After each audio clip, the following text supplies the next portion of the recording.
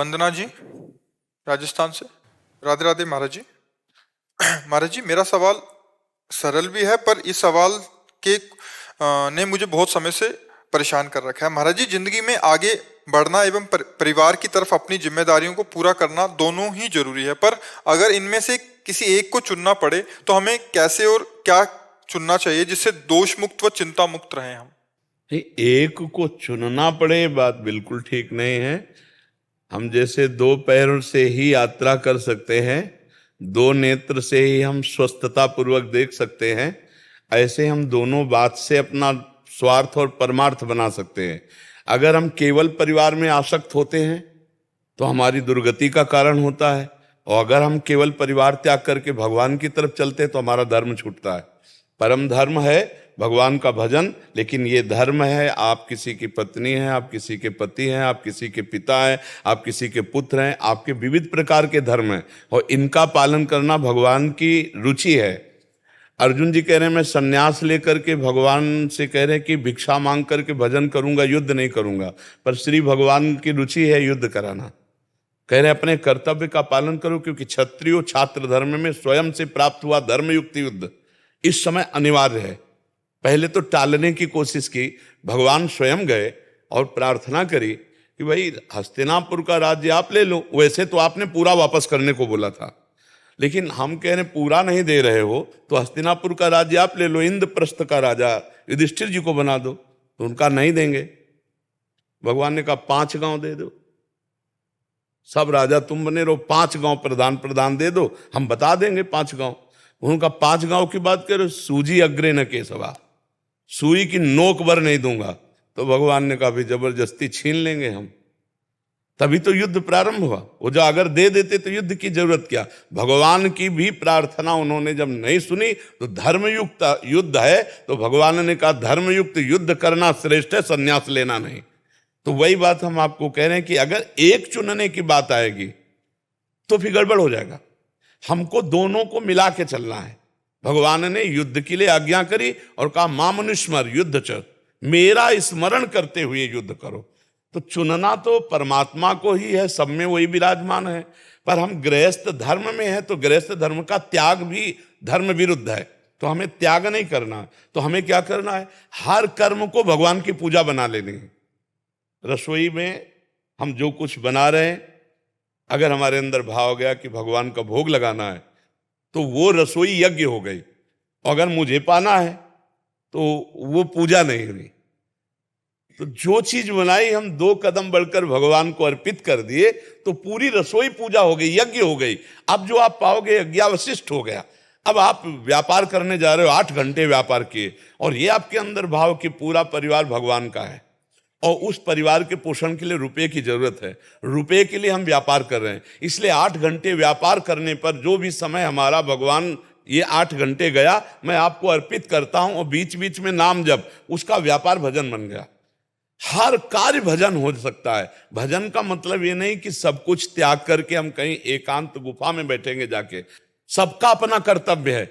एकांत सेवन करने वाले को भी समान बड़े बड़े सिद्धों को आना पड़ा इस जगत में और आकर उपदेश दिया, जा करके उपदेश दिया है। ऐसे ही आपका कर्तव्य है, आप गृहस्थी में जो है अपनी गृहस्थी को भगवान की पूजा सामग्री बनाइए। नाथ सकल संपदा तुम्हारी और मैं सेवक समेत सुतनारी।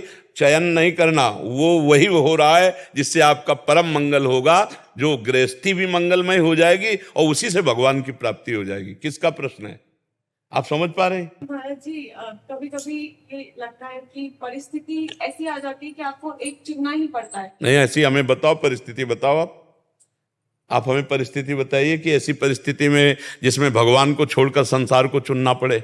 नहीं, जैसे अगर एक सिचुएशन है कि जैसे मेरे पिताजी के साथ है, उनका वो चाहते हैं कि उनका, हम सिर्फ भगवान और साधना से संबंध रखते हैं। आप देखना हमारे प्रश्न का उत्तर, आप कुछ भी प्रश्न करो हमारा उत्तर अध्यात्म से होगा, क्योंकि हम ना प्रपंच में कभी रहे हैं, बचपन से बाबा जी रहे, तो हमें संसार का ज्ञान तो है नहीं। तो हम जो बोलेंगे अध्यात्म में बोलेंगे, तुम्हारे मंगल के लिए बोलेंगे, उसमें तुम्हारा कल्याण होगा, उसे तुम्हें समझना है। तुम अगर बेटी हो और तुम्हें माता पिता असमर्थ हैं और कोई बेटा नहीं है उनके सहयोग के लिए, तो तुम्हारा परम कर्तव्य बनता है माता पिता को भगवान मानकर उनकी सेवा करना। अब वो तुम्हें गाली दे तो भी तुम्हें बर्दाश्त करना है, वो तुम्हारी निंदा करें तो भी तुम्हें बर्दाश्त करना है, क्योंकि तुम उनके बच्चा हो। अब उनकी वृद्धावस्था है, वो तुम्हें कटुवचन बोले लेकिन तुम्हें सेवा करना है। तो इसमें भगवान छूटे क्या? हम माता पिता को ही भगवान मानकर सेवा, हम क्या कह रहे हैं? गृहस्थी की सामग्री को भगवान की पूजा बना ले तो हमें अलग से भगवान को चयन नहीं करना पड़ेगा।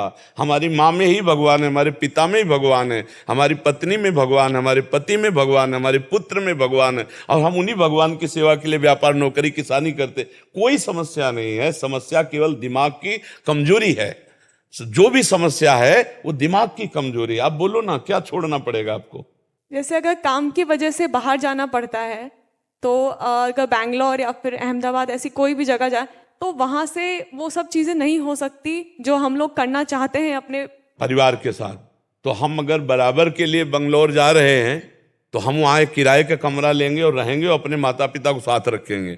अगर महीने 15 दिन के लिए जा रहे हैं तो रुपए में दम है, हम ऐसी व्यवस्था करके जाएंगे माता पिता की जिससे हमारे माता पिता को कष्ट ना हो। अगर हम विदेश जा रहे हैं और वहाँ आजीवन रहने के लिए तो हमारे माता पिता भी साथ जाएंगे।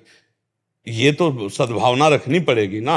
अब ऐसा तो नहीं कि हम पैसा कमाने के लिए बंगलोर जा रहे हैं, बूढ़े माता पिता परेशान हो रहे हैं, तो फिर पैसा किसके लिए रहा?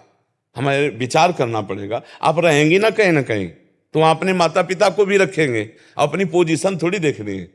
थोड़ा आजकल के बच्चे पोजीशन पे माता पिता की सेवा का तिरस्कार कर देते हैं, क्योंकि उनको लगता है बूढ़े खांसेंगे और हमारा नया जमाना है, तो हम यार मित्र दोस्तों के सामने क्या वर्णन कर पाएंगे कि बूढ़े माता पिता के। नहीं, ऐसा हुआ है। एक गांव के पढ़ा लिखा के लड़का को बड़ा ऑफिसर बनाया, और जब वो गए तो ऑफिसरों के बीच में बैठे थे तो बोले हाँ बोलिए। उसके होश उड़ गए कि ना उठा ना पैर छुआ ना कुछ। तो उनके मित्रों ने कहा कौन है यार? वो एक कांच ऐसे मार्किन की लगाए। अरे बोले हमारे गांव में घर का नौकर है। लौट आया, जब घर आया तो पैर छूने लगे। बोले नहीं नहीं, उस समय क्या हुआ था, अपने अफसरों के बीच में नौकर थे, कदापि घर में कदम में मत रखना, आज के बाद हमारे लिए तुम हो ही नहीं। चलिए तुम तो हमारा पूरा जीवन लग गया नौकर बन करके, तुम्हें पढ़ा लिखा के, और तुमने साबित कर दिया सबके बीच में कि नौकर हम हैं। पिता कह करके उठकर प्रणाम करने में तुम्हें शर्म लगी।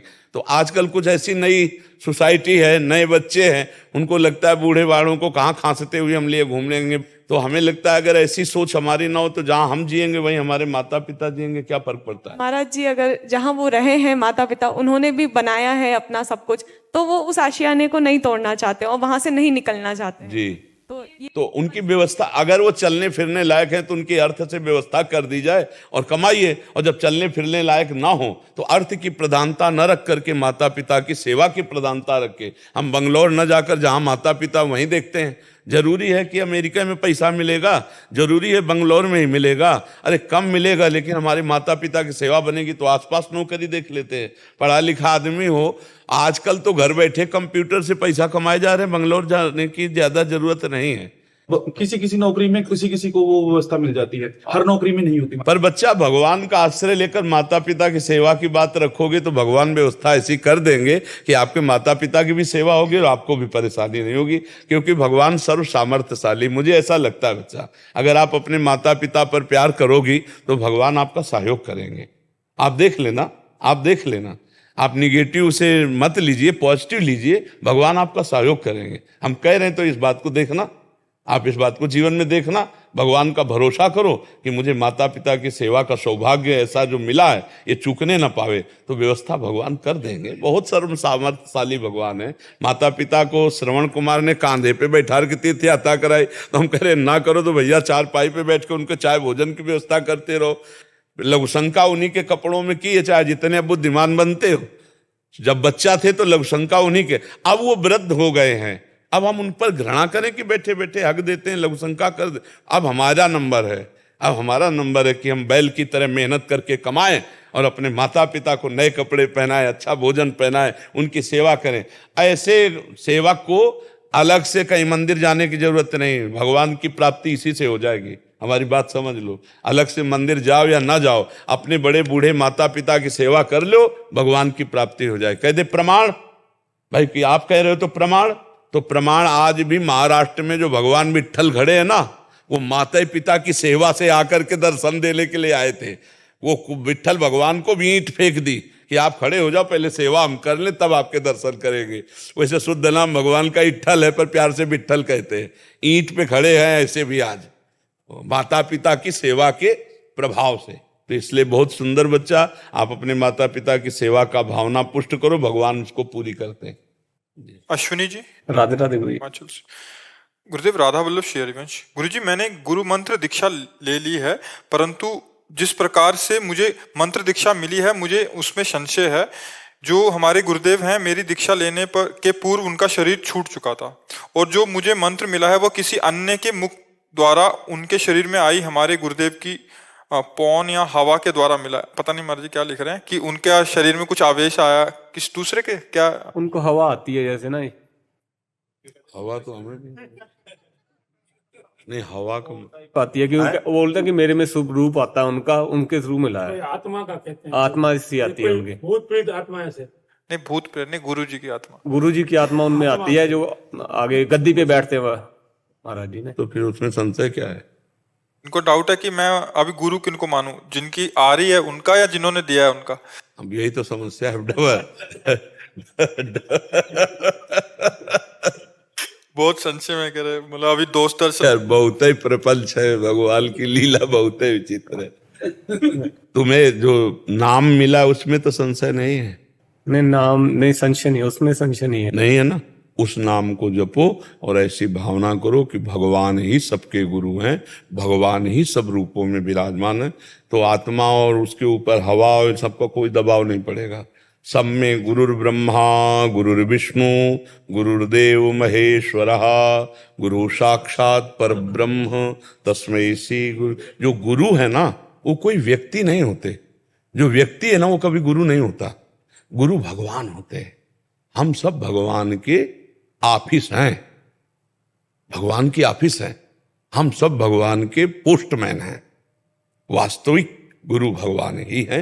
भगवान के नाम, भगवान की महिमा, भगवान की बात आपको बता दी और आपकी बात भगवान तक पहुंचा दी। गुरु भगवान है। ये शरीर कभी गुरु नहीं होते। आज ये है, कल मर जाएगा। बोले गुरु मर गए तो गुरु विनाशी होते हैं क्या? गुरु तो अविनाशी होते हैं। अखंड मंडलाकारम व्याप्तम येन चराचरम तत्पदम दर्शितम येन तस्मै श्री गुरुवे नमः। मैं ऐसे गुरु भगवान को नमस्कार करता हूं जो चराचर में विराजमान है। चराचर में विराज, उन्हीं के ऊपर थोड़ी आते, चराचर में विराजमान। ब्रह्मानंदम परम सुखदम केवलम ज्ञान मूर्तिम द्वंद्वातीतम गगन सदसम तत्वमस्यादि लक्ष्यम एकम नित्यम विमलमचलम सर्वधि साक्षिभूतम भावातीतम त्रिगुण रहितम सद्गुरुम तम नमः। ऐसे सदगुरुदेव हैं, जैसे आकाश सब जगह व्याप्त है, ऐसे गुरुदेव सब जगह व्याप्त है। तो बच्चा ये सब बातें छोड़ो। जो गुरु जी ने मंत्र दिया, नाम जप करो और गुरु को मानो भगवान, भगवान को मानो गुरु। गुरु गोविंद ने भेद कराए, गुरु और भगवान में भेद तो है नहीं। खत्म, झंझट खत्म। एक के ऊपर एक आ जाए, चाहे तीन आ जाए, चाहे चार आ जाए, वो एक ही है।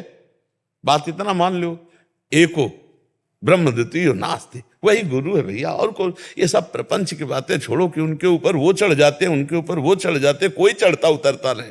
वो एक ही ब्रह्म है, एक ही परमात्मा है। वो लीला कुछ भी करे, उसी को गुरु मानो। जो नाम मिला उसको जपो, अभी कल्याण शुरू हो जाएगा। गुरु जी, मैंने जो पुराना नाम है वही जपूं? जब 1 महीना पहले ना मैंने जहां से नाम पत्ती जान के वो नाम जपने लगा था, इसका पाप तो नहीं लगेगा? मैंने नहीं, पाप नहीं लगेगा। अब एक पकड़ लो, ज्यादा समय नहीं है। एक पकड़ लो, खूब जप करो। पाप वाप से मतलब नहीं, भगवत प्राप्ति से मतलब है। सब समझ में आ रही? पाप का तो कोई सवाल ही नहीं। पाप कर्म तो धर्म विरुद्ध आचरण को कहते हैं। ठीक है। अवतार सिंह वाड्रा जी। महाराज जी, आपके चरणों में कोटि कोटि प्रणाम। महाराज जी, आप जिस रेलगाड़ी के इंजन हो, निश्चय ही उसमें वो सब जन सवार हो चुके हैं जो आपसे नामदान दीक्षा ले चुके हैं। उनका तो कल्याण हो ही गया।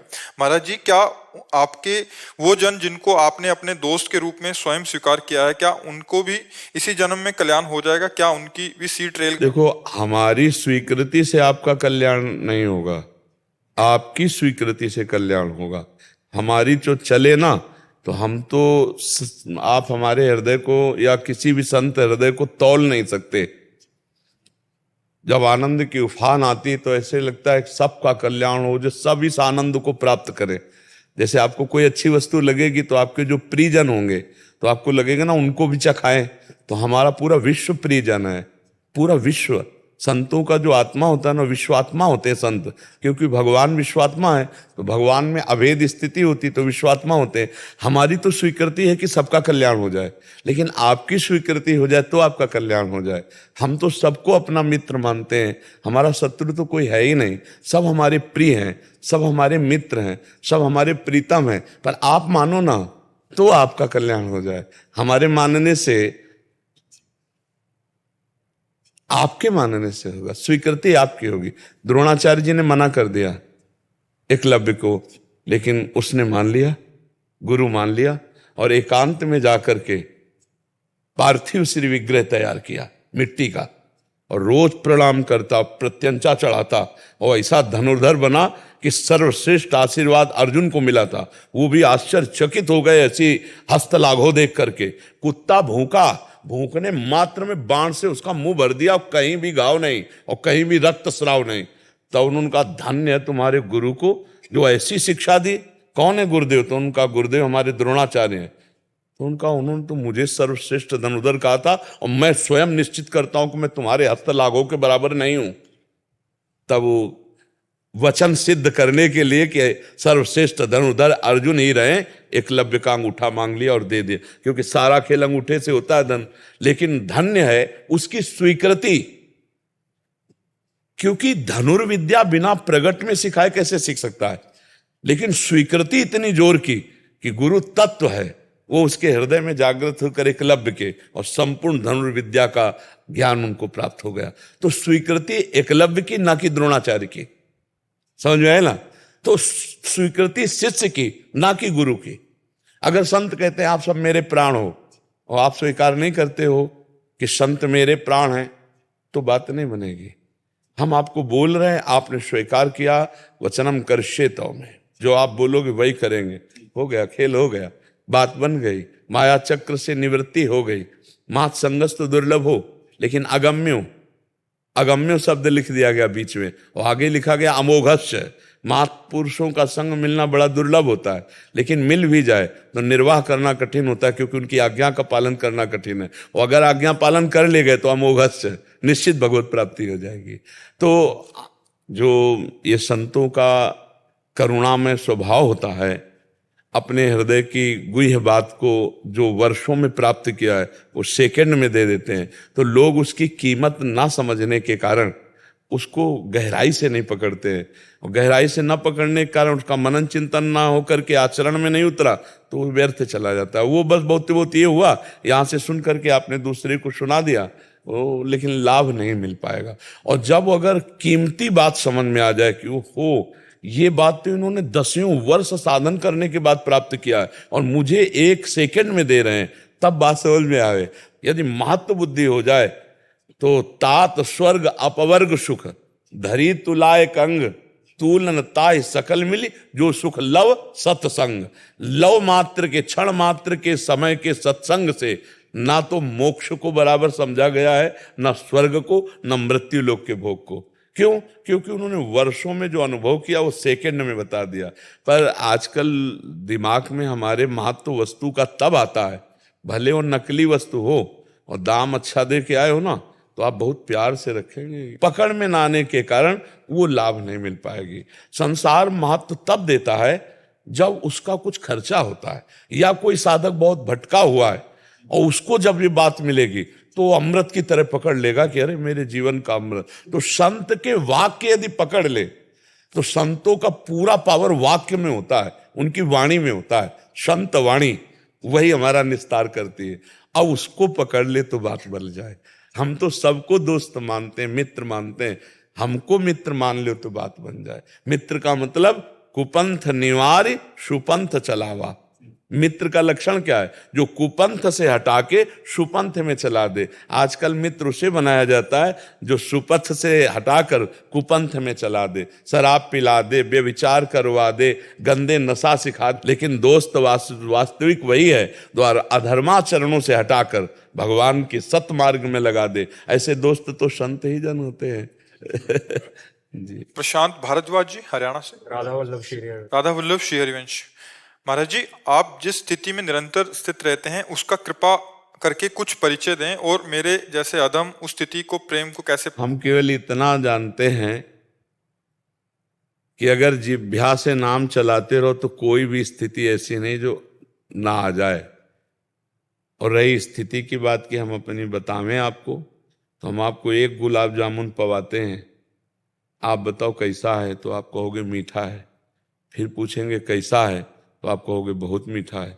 फिर पूछेंगे कैसा है, तो आप कहोगे खा के देख लो। आगे उत्तर है आपके पास। जब एक प्राकृतिक वस्तु का आप उत्तर नहीं दे सकते हैं सही माने में, उसके लिए आपको अनुभव करना पड़ेगा। ऐसे ही संतों की स्थिति अनिर्वचनीय होती है। उसको कैसे बताया जा सके जो शब्द में ही नहीं आ सकता, जो शब्दातीत है, उसको कैसे बताया जा सके।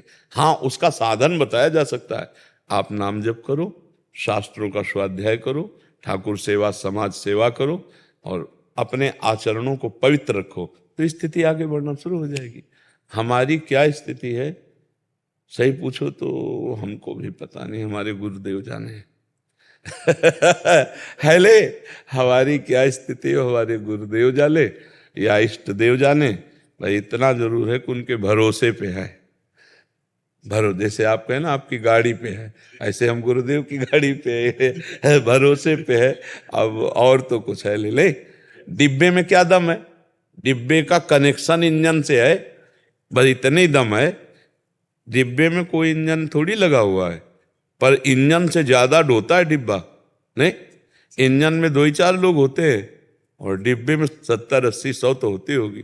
तो इंजन में पावर है, पर पावर से कनेक्शन डिब्बा का, इसलिए बहुत ज्यादा सवारियां ढोता है डिब्बा। तो हम लोग हैं डिब्बे, इंजन है गुरुदेव, इंजन है इष्ट देव, उन्हीं के बल से हम लोग चल रहे हैं सब लेकर। तो क्या अंदर की स्थिति का अनिर्वचनीयम प्रेम स्वरूपम, तो उसको कैसे कहा जाए। बोले आनंद है। कैसा आनंद है? बोले बहुत आनंद है। कैसा बहुत आनंद? बोले अनुभव गम में बजे जे संता, अनुभव करो, अनुभव करो। उसका साधन वर्णन है, जहां बकाया ऐसे चंद्र शाखा न्याय की तरह लक्ष्य दिखाया जाता है। जैसे चंद्रमा देखो, इस डाल के एक हाथ ऊपर दिखाई दे रहा, तो एक डाल के एक हाथ ऊपर थोड़ी दिखाई दे रहा है, और आप देखो दिखाई देने लगेगा, लेकिन वो एक हाथ ऊपर थोड़ी, वो तो बहुत दूर है। तो ऐसे ही संतों की जो स्थिति होती है वो अनिर्वचनीय स्थिति होती है, भगवत स्वरूप स्थिति होती। तस्मित् तज्जने भेदाभावात्, भगवान और भगवान के जनों की स्थिति में अभेद स्थिति होती है, भगवत स्वरूप होती है। अब उसको वचन में कैसे कहे तो मिथ्या होती है, कहे तो मिथ्या होती है। वो मिल गए तो अनंत हैं, झूठा हो जाएगा। वो नहीं मिले तो हम जी कैसे रहे हैं, झूठा हो जाएगा। इसलिए एक ही बात होती है, मौन। इसका स्थिति का उत्तर नहीं हो सकता। जब मैं था तब हरि नहीं, अब हरि हैं, मैं ना ही। समझ जाओ तो समझ जाओ। लाली मेरे लाल की, जित देखूं तित लाल, और लाली देखन मैं चली तो मैं भी हो गई लाल। अब उसमें देख लो, उसमें पकड़ लो कि ये क्या बोल रहे हैं। ले बोले आपकी स्थिति क्या है? बोले जब मैं था तब हरि नहीं, अब हरि हैं, मैं ना है। लाली देखन मैं चली, जित देखो तित लाल। वो लाली ऐसी लौट करके अपने ऊपर आई कि मैं भी हो गई लाल। सोई जाने जे देव जलाई, और जानत तुम्हें हो जाए। ब्रह्मविद ब्रह्मयु भवति। जो ब्रह्म का ज्ञान प्राप्त हो जाता है, अनुभव हो जाता है, वो ब्रह्ममय हो जाता है, वो भगवत स्वरूप हो जाता है। अब वहां अगाध में सीपी क्या नाप बतावे, बुद्धि है सीपी, और वो बात है अगाध समुद्र। तो सीपी से समुद्र की था कैसे बताई जाए कि 100 सीपी उलीच दो, जीवन भर उलीचते रहो तो भी समुद्र की था थोड़ी, कुछ अंतर थोड़ी पड़ेगा। तो भगवान ज्ञान समुद्र है, भगवान प्रेम समुद्र है। जब भक्त भगवान में तन्मय होता है तो वही ज्ञान समुद्र, वही प्रेम समुद्र प्रभु हृदय में प्रकाशित हो जाते हैं। इसलिए अथाह ज्ञान, अथाह प्रेम, अथाह शांति, भगवान शांताकारम, सब लक्षण भगवान के भक्त में अंश में उदित हो जाते हैं। अब वो जीवत तो नहीं रह जाता, वो भगवत स्वरूप हो जाता है। और अगर दृष्टि थोड़ी सी पवित्र है तो दूर से देखने से लगने लगेगा कि ये सृष्टि से कुछ अलग है, संत जन सृष्टि से कुछ अलग है, आपको दिखने लगेगा।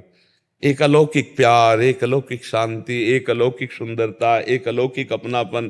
पहली बार देखें लेकिन लगता है मैंने इनको बहुत बार देखा है, लगता है ये हमारे अपने हैं। ये क्यों? क्योंकि भगवान अपने हैं ना सबके, तो वही भगवत भाव उनमें छा जाता है, इसलिए ऐसा दिखाई देता है। स्थिति अनिर्वचनीय, वो वाणी से कही नहीं जा सकती, वो अनुभव का विषय होती है। क्योंकि वाणी प्रकृति की है, ये प्राकृतिक वस्तु का तो वर्णन कर सकती है, लेकिन अप्राकृतिक चिदानंद का इसकी सामर्थ्य नहीं कि उसका वर्णन कर सके। जैसे आनंद प्राकृतिक वस्तु का भी है, तो वो थोड़ा केवल संकेत मात्र है। इसके बाद अनुभव शब्द आएगा कि आपको अनुभव करना पड़ेगा कि कैसा मीठा है, कैसा खट्टा है, कैसा है, उसके लिए अनुभव शब्द आएगा। जब प्रकृति की किसी वस्तु का सही आनंद मतलब अनुभव में ही आ सकता है, केवल वाणी से नहीं कहा जा सकता, तो फिर परमात्मा का कैसे हो सकता है? जो वचन से अगोचर है, जो अतीत है, उसका कैसे वर्णन हो सकता है? समझ पा रहे बच्चा?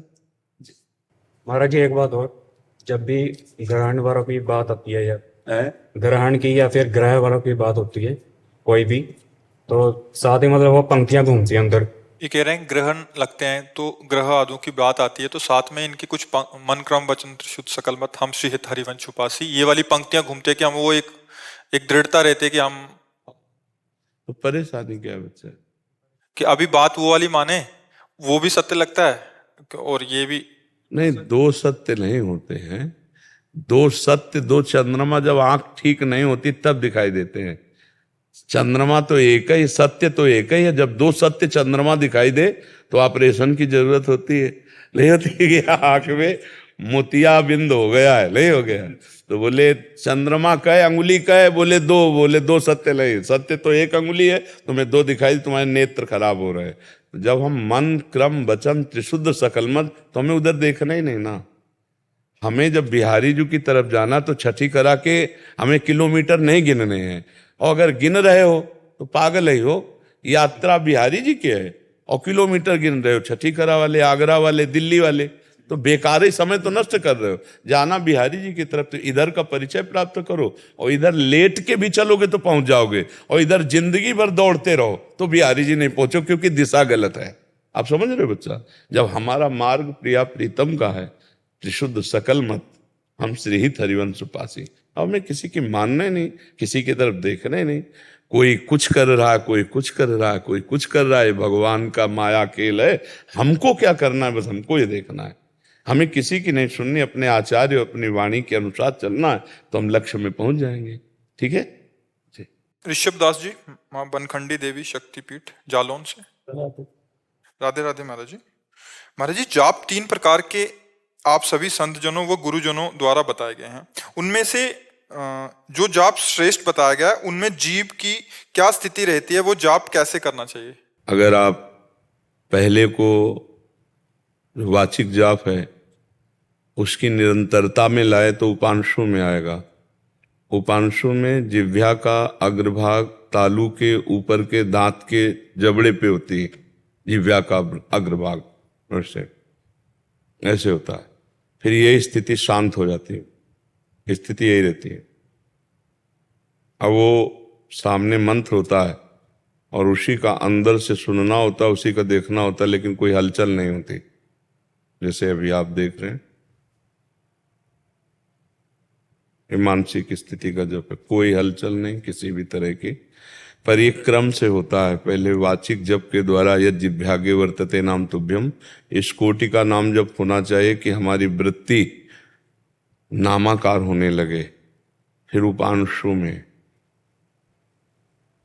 आखिरी बात तो ये होती है कि स्वाभाविक चलता है, फिर मानसिक जप मैं कर रहा हूं, ये भी बात खत्म हो जाती है। वैखरी, मध्यमा, पश्यंती और परा, 4 वाणियां हैं। 3 प्रकार का जप तो करने में है, और जो चौथा जप है परावाणी का, वो होने में होता है, वो स्वयं होता है। रोम रोम रग रग भगवदानंद से प्रफुल्लित नाम चल रहा है। अभ्यास योग युक्तेन चेतसा नान्यगामिना, हम अब ऐसा अभ्यास करें कि हमारा चित्त ना जाए। और जिह्वा का अग्रभाग तालु और दांत के जड़ के समीप, यहाँ अग्रभाग यहाँ मोड़ करके और दबा लिया। ना दांत में दांत जुड़ा है, थोड़ा अंतराय है, जिह्वा का अग्रभाग ऊपर है। और जब जिह्वा का अग्रभाग नीचे दांत के जबड़े में होगा तो विषय चिंतन होगा स्वाभाविक। जब गाढ़ विषय चिंतन हो रहा होगा तब पकड़ना आप। जिह्वा आपकी नीचे तालु के, ये जो नीचे है ना, नीचे के दांत, इसके पास होगी। और आप जिह्वा को खींचिए और ऊपर ऐसे, आपको बोलने की इच्छा नहीं होगी। जहां बोलने की कोई बात आएगी तो आपको बहुत अहितकारी लगेगा कि अब उसको हटाएं, बोलें, हमारा मंत्र छूट जाएगा। तो साधक एकांत की तरफ भागता है। अगर इसमें रुचि जागृत हो गई तो बेड़ा पार हो गया, मतलब बाजी मार ली। क्योंकि ये मानसिक मन का ही सारा खेल है। मन ही बंधन और मोक्ष का कारण है। अगर मन विषयाकार विषय चिंतन में तो वही बंधन का कारण, और वही प्रभु में लगा हुआ तो वही मोक्ष का कारण है। मन ही बंधन और मोक्ष का कारण है। तो मन से जब जप होने लगता है तो बहुत बड़ा काम हो गया हमारा। फिर उठते बैठते चलते फिरते छाया रहता है। क्योंकि एक बार स्वाद मिल जाए ना, ये मन तो इतना स्वादु है कि ये तो जहरीली वस्तुएं भी खाने में, अब जैसे उसको स्वाद तम्बाकू का मिल जाए तो छोड़ना बड़ा कठिन उसको हो जाएगा। मतलब ये कोई स्वाद है, लेकिन इतनी निकृष्ट चीजों का भी अगर वो स्वाद ले ले इंद्रियों से मन, तो उसमें आसक्त हो जाता है। तो भगवदानंद में क्यों नहीं आसक्त हो जाएगा? एक बार लगाना पड़ेगा। हमारा जो मन है वो इंद्रियों के साथ विचरण करने का स्वभाव बना लिया है प्रकृति के भोगों में। एक बार इसे लौटाना पड़ेगा परमात्मा की तरफ। और जब इसे स्वाद मिल जाए तो घटिया चीजों को नहीं छोड़ता तो भगवान को कैसे छोड़ देगा? सावई मना कृष्ण पदारविंद हो। एक बार लगा दो, केवल एक बार लगा दो, फिर तो थोड़ा भी विक्षेप बर्दाश्त नहीं होगा। भक्ति का स्वरूप क्या है? तदर्पिता अखिलाचारिता तद्विस्मरणेन परम व्याकुलतेति। समस्त आचरण भगवान को समर्पित, और ऐसा अखंड स्मरण थोड़ा भी छूटे तो व्याकुलता पैदा हो जाए। तो समझ गए आप मानसिक चिंतन। गौरव मित्तल जी अजमेर से। राधे राधे। महाराज जी आपके चरणों में कोटि कोटि प्रणाम। महाराज जी, कर्म बड़ा या धर्म, दोनों के बीच द्वंद्व को कैसे सुलझाएं? आप समझ ही नहीं पा रहे। धर्म से ही कर्म जो किया जाता है वही कर्म है, नहीं तो कुकर्म है। जो धर्म रहित किया जाता है उसे कुकर्म कहते, उसे कर्म थोड़ी कहते। कुकर्म, कुकर्म। जो धर्म युक्त कर्म किया जाता है उसे धर्म युक्त कर्म को कर्म कहते, शुभ कर्म में आएगा। और जो धर्म से रहित कर्म है वो तो कुकर्म है। तो आप क्या समझते हैं कि कर्म बड़ा कि धर्म बड़ा? अरे भैया, जो धर्म से युक्त कर्म है वही कर्म है, बकाया सब कुकर्म है। आप देखो, जैसे आप बात करो, जैसे देखो पत्नी है और पति है, दोनों का धर्मयुक्त संबंध है। जो पत्नी के साथ क्रिया है वो धर्मयुक्त है, इसलिए पाप नहीं है। और वही किसी और की पत्नी के साथ क्रिया हो गई, कर्म तो वही है, तो कुकर्म हो गया ना। धर्मयुक्त कर्म हुआ तो निष्पाप है, और वही कर्म दूसरी स्त्री के साथ हुआ तो पाप बन गया कि नहीं बन गया? कुकर्म हो गया। जो धर्मयुक्त कर्म है वही कर्म है, और सारा का सारा कुकर्म है। महाराज जी, धर्म क्या है? धर्म जो शास्त्र और संत महात्मा जिसका प्रवचन करते हैं, निर्णय करते हैं, तस्मात् शास्त्रम प्रमाणन्ते कार्याकार्यो व्यवस्थितो। क्या करना चाहिए क्या नहीं करना चाहिए इसका शास्त्र निर्णय करता है, इसका संत जन निर्णय करते हैं। इसलिए सत्संग सुने तब पता चलेगा कि धर्म किसे कहते हैं, अधर्म किसे कहते हैं। और दूसरी बात, हम कई बार एकांतिक में कहा कि सबके हृदय में परमात्मा विराजमान है। जो ही अधर्म करने चलोगे तो पहले एक झीनी सी आवाज आएगी, ए गलत करने जा रहे हो, ये पाप है। अब उसे ना सुनो तो कर डालो मनमानी, फिर वो हो जाएगा। अंदर सबको भगवान संकेत करते हैं। आप देखना, कभी गलत की जब आप कोई बात सोचोगे तो ये अंदर आ जाएगा, ये गलत है। वो जो ज्ञान दे रहा है वही परमात्मा सबके अंदर बैठा है। इसलिए सत्संग सुनना चाहिए, शास्त्र स्वाध्याय करना चाहिए, जिससे हमें पता चले कि हमारा धर्म क्या है। और साधारण बात तो सबको पता है। हमारी बहन बेटी की तरफ कोई गंदी दृष्टि से देखे तो हमको अच्छा नहीं लगेगा, तो हम किसी की बहन बेटी की तरफ गंदी दृष्टि क्यों देखें? हमारा कोई अपमान करे तो हमें अच्छा नहीं लगेगा, तो हम दूसरे का अपमान क्यों करें? हमारी कोई चोरी करे, बेईमानी करे, झूठ बोले, हमसे कपट करे तो हमें अच्छा नहीं लगेगा। तो आत्मना प्रतिकूलानी परेशान न समाचरित।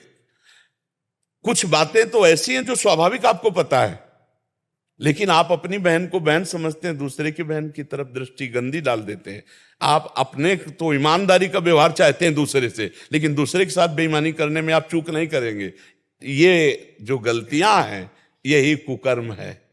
महाराज जी जैसे कर्म करते हैं तो नहीं, कर्म करते हैं किसके आधार पर? उनके प्रति, जैसे मतलब मंदिर नहीं जा सकते या फिर हम मंदिर जाना केवल बात नहीं कह रहे, हर कर्म अपना कर्तव्य। जैसे आपका बच्चा है, उसको डांटना, उसको संभालना, उसको पढ़ाना, ये आपका कर्तव्य है, ये आपका धर्म है। आपकी पत्नी है, उसकी कामना पूर्ण करना, उसके अनुकूल चलना, उसके अनुकूल चलना और उसको धर्म के अनुकूल चलाना, ये धर्म है। आपके माता पिता हैं, आप जैसे आपका छोटी अवस्था में उन्होंने पालन किया कि नहीं, ऐसे आपको अब चाहिए बूढ़ी अवस्था में उनका शौच फेंकिए, उनके कपड़े बदलिए, उनको भोजन पवाइए। ये धर्म कर्म है और इन सबके पालन के लिए मेहनत करके कमाइए, किसानी के द्वारा, नौकरी के द्वारा, व्यापार के द्वारा कमाकर अपने परिवार का पोषण, ये धर्म के अंतर्गत आता है, ये धर्म कर्म के अंतर्गत। धर्म को शायद ये जैसे इन्होंने लिखा अच्छे कर्म क्या धर्म के मार्ग पर ले जा सकते हैं, मतलब ये शायद हमें लगता है धर्म को केवल मंदिर पूजा पाठ को समझते हैं क्या? महाराज जी ऐसे ही। गुरुदेव जैसे गीता के अंदर लिखा है कि धर्म का मार्ग पे चलने से ही आपको सारे पापों से नष्ट होते हैं आपके। तो क्या जैसे आज मैं कर्म कर रहा हूँ, जैसे मेरे पिताजी के नहीं, आप उसे धर्म को कर्म को अलग बोल रहे हैं। आप एक बेटा हैं तो आपका धर्म बनता है अपने पिता और माता की सेवा करना। आप एक पति हैं तो आपका धर्म बनता है पत्नी का पोषण करना। आप एक पिता हैं तो आपका धर्म बनता है आपके पुत्र का पालन करना। एक भारतीय हैं तो आपका धर्म बनता है राष्ट्र में प्राण समर्पित करना। आप इस बात को समझिए कि आप जो कर्म और धर्म को अलग अलग कह रहे हैं तो ऐसा नहीं हो सकता। कर्म और धर्म एक ही बात है। जो धर्म युक्त है उसे कर्म कहते हैं, पहली भाषा में हम बोले थे आपको शब्द में, और जो धर्म विरुद्ध है उसे कुकर्म कहते हैं। अगर धर्म से विरुद्ध है तो आप अपने माता पिता को गाली देकर थप्पड़ मार दिया, कुकर्म हो गया, हो गया नहीं हो गया? तो धर्म हमारा कहता है कि हम बेटा हैं तो उन्हें भगवान की तरह माने। धर्म हमारा कहता है कि पत्नी ने पूरा जीवन समर्पित किया है तो उसकी 4 बातें सुन लें और उसकी कामना की पूर्ति करें, क्योंकि पाणी ग्रहण हमने लिया, पत्नी ने नहीं, हमारे हाथ में रखा गया। ऐसे पाणी ग्रहण का मतलब होता है आज से मैं तुम्हारे पूरे जीवन का निर्वाह करता हूं। अपना धर्म पालन करना। हम लोग क्या करते हैं कि अपना कर्तव्य भूल करके सामने वाले के कर्तव्य, कि ये पत्नी तो इसका क्या कर्तव्य बनता है, ये बेटा है तो इसका क्या कर्तव्य बनता है, ये माता पिता है इनका क्या कर्तव्य बनता है, हम ये भूल गए कि इनके प्रति हमारा क्या कर्तव्य बनता है। अगर हम अपने कर्तव्य का पालन करने वाले हैं तो वही धर्मात्मा पुरुष है, जो अपने कर्तव्य, और अपने कर्तव्य पालन के लिए जब आप कर्म करते हो वो परम पवित्र सत्य और धर्म में कर्म होता है। और जब आप अपने कर्तव्य को भूल करके कर्म करते हो तो कुकर्म बन जाता है।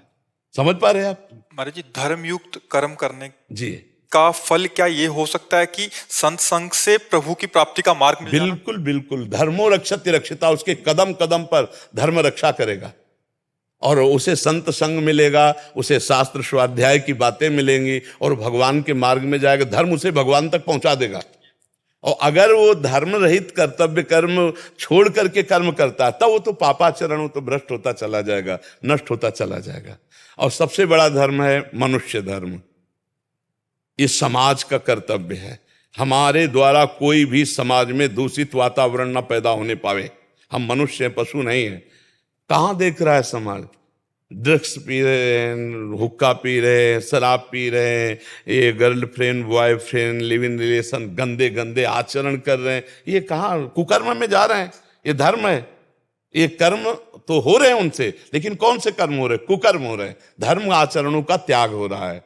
माता पिता की अनुमति के बिना वर का वरण कर लेना, माता पिता को असंतुष्ट करके किसी के साथ भाग जाना वासना पूर्ति के लिए, ये सब कुकर्माचरण तो हो रहे हैं। इनके जीवन कभी सुखी नहीं हो सकते। आप देख लेना, ऐसे जो धर्म का त्याग करने वाले हैं वो कभी सुखी नहीं हो सकते। अंततो गत्वा ऐसे बच्चों को एक ही परिणाम समझ में आता है।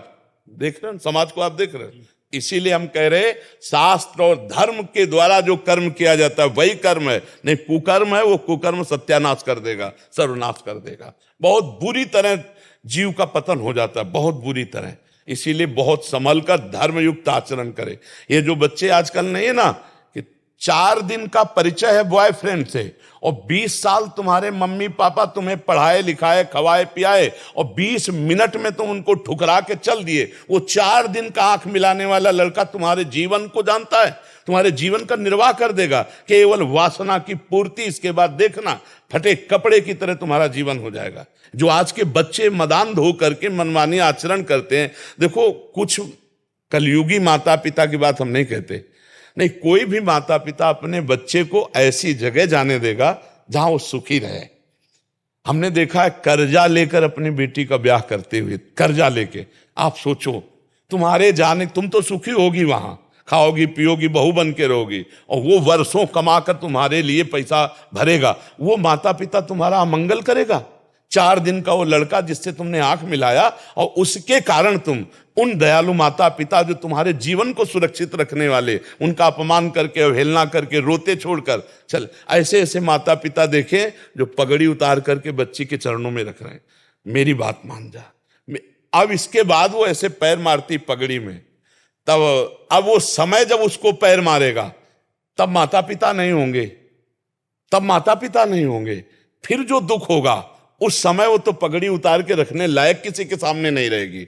इसलिए बहुत संभल के, धर्मयुक्त कर्म ही कर्म है, नहीं तो सब कुकर्म है और वो कुकर्म सर्वनाश का खेल खेलता है, वो कुकर्म सत्यानाश कर देता है, जीवन चरित्र का नाश कर देता है। अब जो धर्म से युक्त नहीं हुआ तो ऐसा। और देखो हम गांव की बात बता रहे हैं, माता पिता ब्याह तय कर आए, वर और दुल्हन तब परस्पर देखा जब मंडप के नीचे, और पूरा जीवन निर्वाह हो गया। 10-10 लड़के बच्चे हो गए, गांव में तो 10-10 होते थे, 10-10 लड़के बच्चे हो गए, धर्मयुक्त सब। और ऐसे पर अब यहां मतलब लिव इन रिलेशन एक चला है, ये बाजार की सब्जी वाली चीज है क्या? जीवन चरित्र है, अब चरित्र दूषित कर दिया, बोले हमारी आपकी नहीं बन रही, ये कोई खिलवाड़ है। लेकिन दोनों राजी है, वो तीसरे से वो चौथे से। ये कुकर्म है, ये कुकर्म। ये कहा जाता है ना कि हम भाई स्वतंत्र स्वेच्छाचार नहीं, कानून का डर, शास्त्र का डर, भगवान का डर, गुरु का डर, ये तुम्हें माया से मुक्त कर देगा। और अगर ये डर नहीं है, स्वतंत्र हो गए तो राक्षस बना देगा, राक्षस असुर बना देगा। ये असुरी प्रवृत्ति ही तो है। तो इसलिए बहुत सावधान होकर चलो, धर्म ही कर्म है, कर्म धर्मयुक्त ही है। अगर धर्म से रहित कर्म है तो वो कर्म कुकर्म है, वो उसे नष्ट कर देगा, उसे पतन कर देगा। ठीक है ना? हाँ। अब एक बार एक गांव में देखा कि गेहूं बेचा गया था, तो 100 रुपया का गेहूं बेचा गया था, 110 रुपया आ गए, उसी में लपेट में 10 रुपया ज्यादा हो गए। तो जब गिना गया घर में तो 110 रुपया जाता था। तो घर के जो मुखिया पिताश्री थे, उन्होंने छोटे भाई से कहा ये लो, उनको पहले पूरा दिखाओ जाके कि ये देखो 110 हैं, तुम्हारे 10 ज्यादा है, 10 वापस करके और तब यहां घर में पानी पिवा के। 10 वापस करवाए तब। और आज का समाज क्या सोचेगा, यार 10 ज्यादा आ गए, बहुत बढ़िया बात है। नहीं, वो बढ़िया नहीं, वो बुद्धि भ्रष्ट कर देगा। आज तो धन प्रधान बुद्धि हो गई, भोग प्रधान बुद्धि हो गई, केवल हमारी वृत्ति मानुषिक मनमानी आचरणों में। कौन सोचता है कि शास्त्र क्या कहता है, धर्म क्या कहता है? अरे यार, धर्म के विमुख हम नहीं चल सकते। देखो, पहले तलवार की नोक में विधर्मी मांस भक्षण कराते थे। गौ का मांस इसके जबान में रखो, नहीं तो गर्दन कटवा ली, गौ का मांस नहीं रखा। और ये जो देश विदेश में आजकल मांसाहार है, प्रायः यही काटती हैं। देश विदेश जो यात्रा कर रहे हैं और जो ऐसे, तो उनको ये पूछना होता है क्या कि किसका है? जो मांस भक्षण करने वाले लोग हैं, वो तो अब उनको ये पता नहीं है कि हम जो कर रहे हैं कुकर्म है। यही धर्मयुक्त कर्म कर्म है, नहीं तो सब कुकर्म है। और प्रायः कुछ लोग ऐसे हैं जो धर्म को जानने वाले हैं और धर्मयुक्त कर्म करने, कुकर्म ही आचरण में हो रहे। और कुकर्म में दुख, अशांति, शोक, उद्विग्नता, भय और मृत्यु, ये परिणाम है।